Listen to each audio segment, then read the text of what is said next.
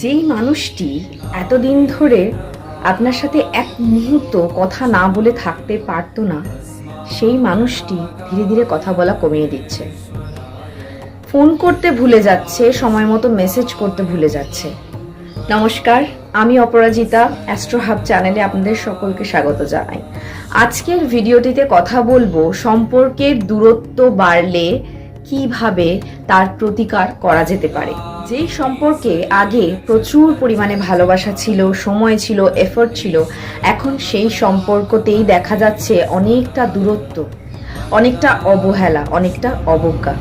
সম্পর্কে একজন জান লড়িয়ে ভালোবেসে যাচ্ছে আর একজন বিন্দু মাত্র এফোর্ট দিচ্ছে না।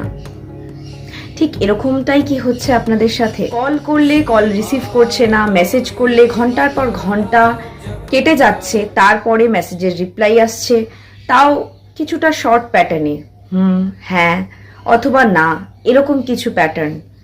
এসব যদি আপনারা সম্পর্কের মধ্যে লক্ষ্য করেন, তবে কিন্তু সেটা সম্পর্কে সত্যিই দূরত্ব তৈরি করছে। আপনাদের মধ্যে কি সম্পর্কটা ঠিক এইভাবেই একটা দেওয়াল তৈরি করে ফেলছে? হাজার চেষ্টা করেও, কাকুতি মিনতি করেও, বা তাকে হাজার যত্ন আত্তি করেও, হাজার রকমভাবে ভালোবাসার প্রকাশ করেও আপনারা কিছুতেই মন গলাতে পারছেন না আপনাদের পার্টনারের। যদি এরকমই কিছু হয়ে থাকে, তবে কিন্তু আপনাদের জন্মকুণ্ডলিতে কিছু সমস্যা থাকলেও থাকতে পারে।